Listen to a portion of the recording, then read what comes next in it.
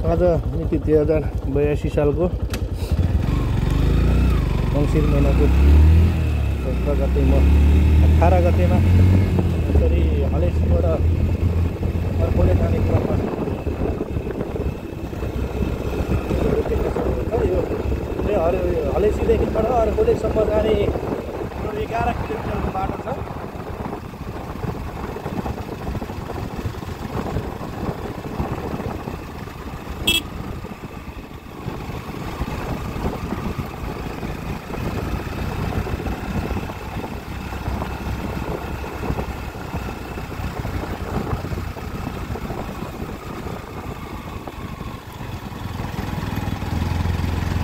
बाटोहरू मोड घुम्किरहेको छ र एकदम चिसो पनि अहिले धेरै नै चिसो बढिरहेको छ। यहाँको अवस्था पनि एकदम चिसो अवस्था छ। हिमालको दृश्य हेर्दाखेरि पनि तपाईँको अहिले अलिअलि मात्रै देखिने अवस्था छ। र अलिकति म एकैछिन यहाँ मेरो उसले चाहिँ साह्रो समस्या दिएर बाइक रोक्नलाई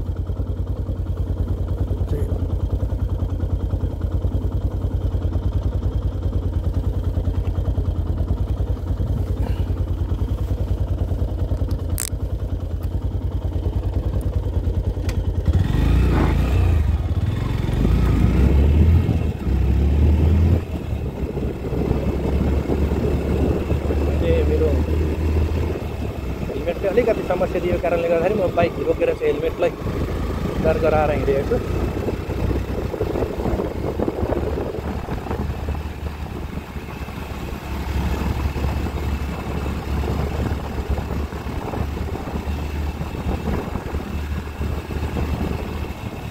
सब सिट धरेको छ अहिले। यतिखेर बिहानैदेखि सिधै सिट यहाँ। ल एकजना दाइलाई के भएछ त पुरा बडी भएछ। दाइ चाहिँ बडी खाएर लम्पसार पर्नु भयो हो के हो।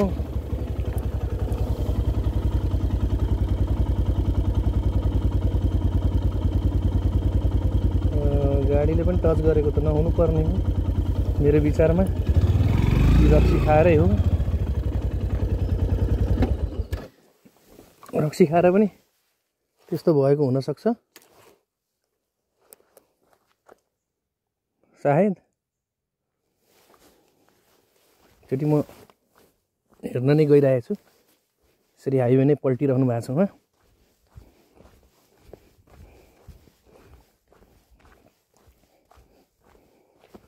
यसले कोही पनि फेरि साधन भएको व्यक्तिहरू आउनु भएको छैन।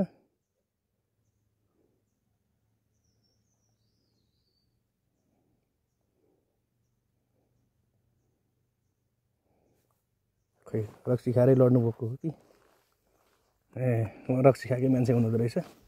उठ्दै हुनुहुन्छ उहाँ। नसुत्नु हो बाटोमा जानु त टर्निङमा किन सुत्नु भएको छ? उताबाट बाइकहरू आउँदैछ गाडी आउँदैछ त्यहाँ सुत्न भएन नि त। जानु घरतिर कता हो? बाटैमा लडेर सुतिरहनु भएको छ। चाहिँ रक्सी खाएर चाहिँ बाटोमा लडेर सुत्नु भएको रहेछ। म चाहिँ केही नै भएको छ कि भनेर चाहिँ यसो खबर गरिदिउँ भनेर चाहिँ रोकेको थिएँ। केही भएर हिँड्दैछ।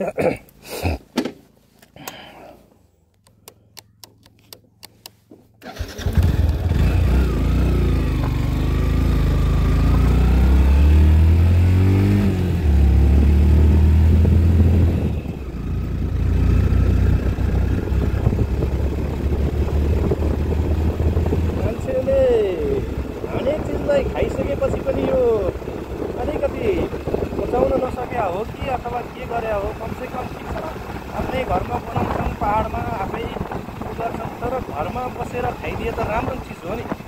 खाइदिनुहुन्न घरमा बसेर यसरी बाटोमा लडिबस्नुहुन्छ। त्यो पनि टर्निङमा अप्ठ्यारो ठाउँमा। त्यो अप्ठ्यारो ठाउँमा त्यस्तो अवस्थामा लडेको बेलामा कुनै बेला टर्निङमा गाडीहरू ठुलै गाडी आइरहेको हुन्छ। एक्सिडेन्टको धेरै ज्यानकै जोखिम हुने गर्दछ। त्यो चाहिँ बडा नराम्रो चिज हो, नराम्रो संस्कार हो। यस्तो चाहिँ नगरिदिँदा राम्रो हुने हो।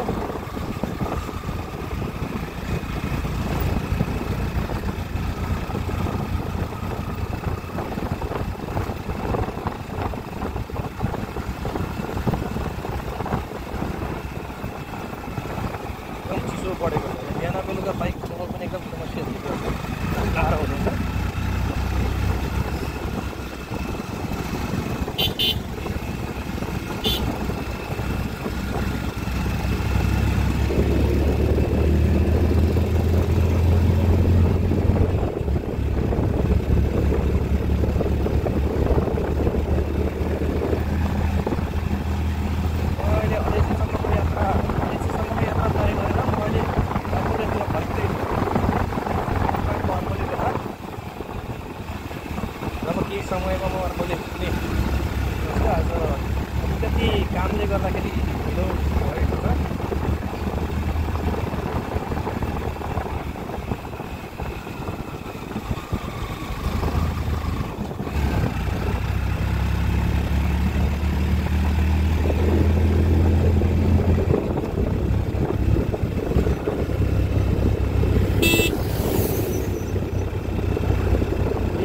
बजाउँदै आउने गर्दछ है गाडीहरू, बडा समस्या।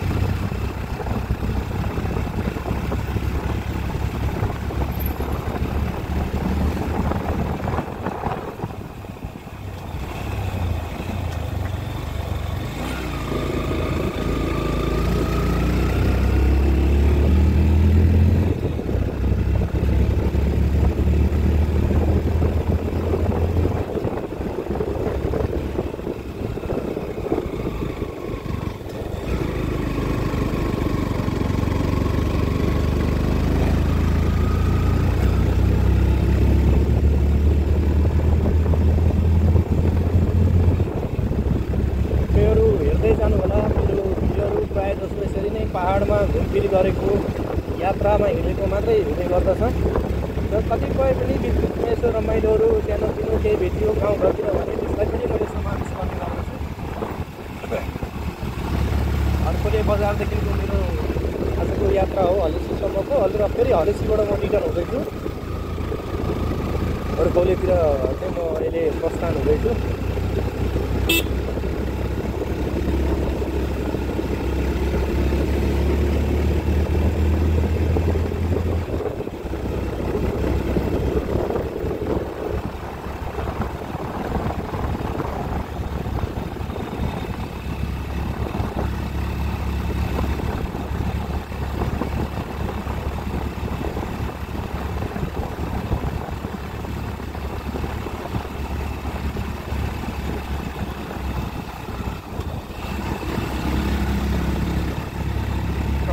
धेरै छ।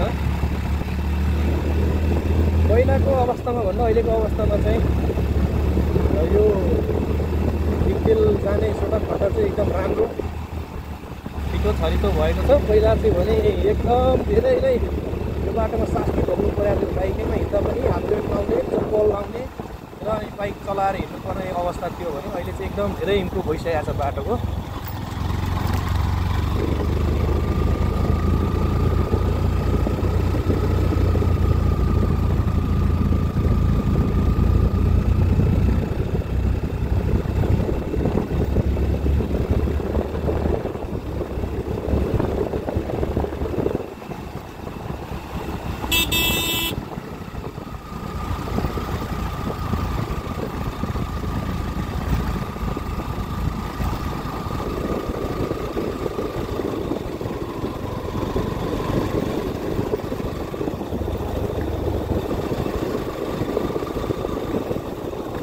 एकदम टर्निङै टर्निङ,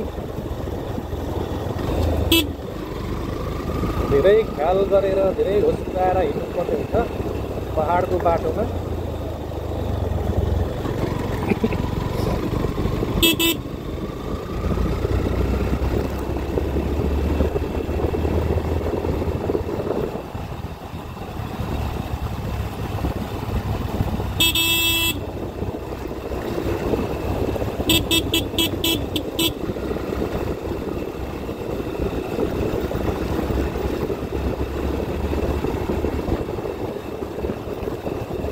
सर्किलहरू रहेको छ बाटो, पहाडको बाटो अनि समतल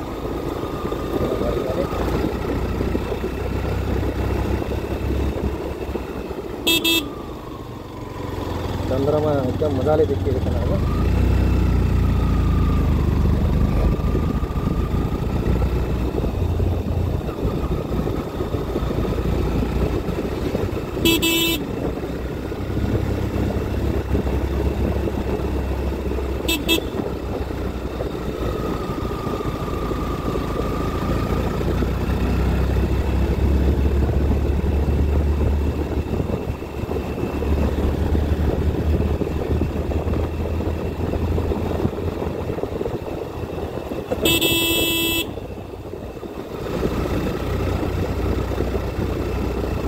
नागी भन्ने ठाउँमा आइपुगेको छु। यहाँ चाहिँ ट्रक बिग्रिया रहेछ।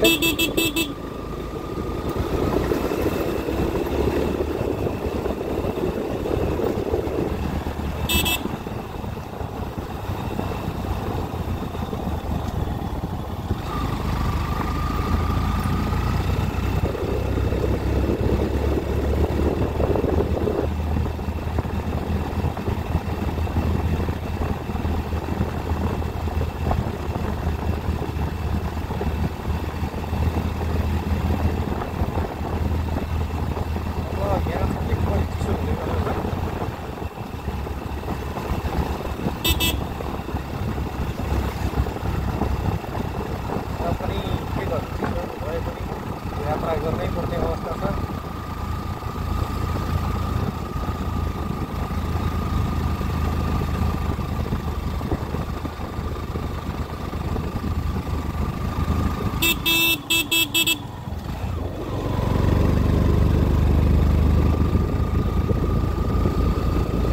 अहिले चाहिँ भने पाहाडी हिमालदेखि राम्रो कुहिरोले गर्दा नभए बिहानीको समय हो भने एकदम राम्रो हिमाल देखिने गर्दा चाहिँ यहाँबाट भने केही छैन। फेरि पनि म बिहानी पखको चाहिँ भिडियो लिएर आउनेछु तपाईँहरूमा।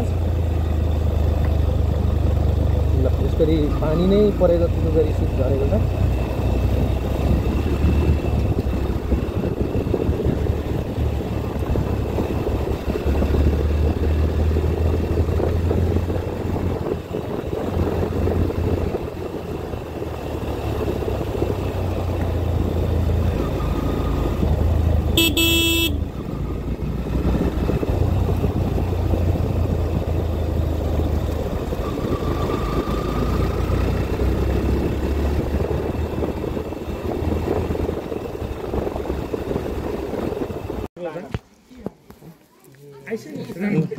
हाम्रो नारायण गोपालको बिहेको लागि हो नि त हात धुने धारा एकदम नयाँ आविष्कार अल्ल बल्ल पो हात धुने धारा बनाइ के यार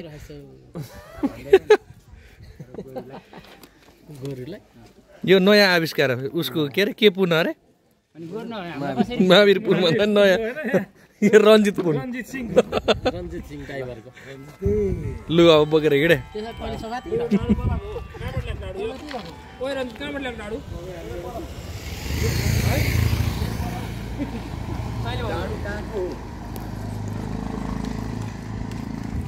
लु नयाँ आविष्कार चारतिरबाट चारजनाले धुँ ल लु नयाँ धारा उद्घाटन गर्नुहोस् ल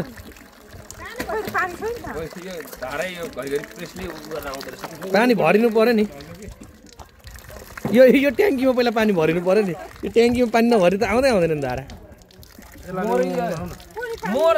पानी कसले तान्छ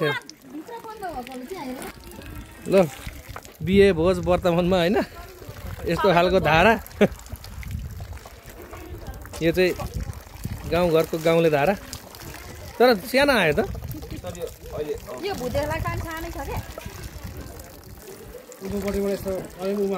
अब साबुन बाँधिनु झुडाइदिनु पर्छ बाँधेर धागोमा बाँधेर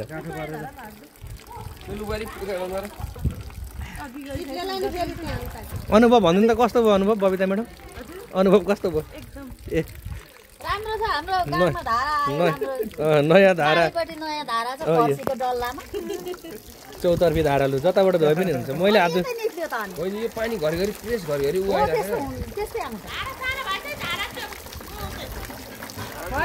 पानी गइरहेछ कसरी सानो आएको हो ठुलो ठुलो छ नि त्यो उ भएको हो क्या हो अब आउँछ त्यो एकचोटि निकालेरै गरिदिनु पर्छ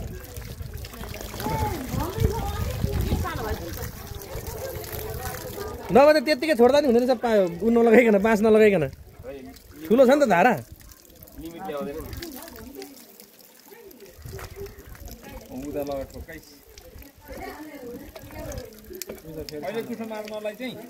यो पानी त्यही भएर त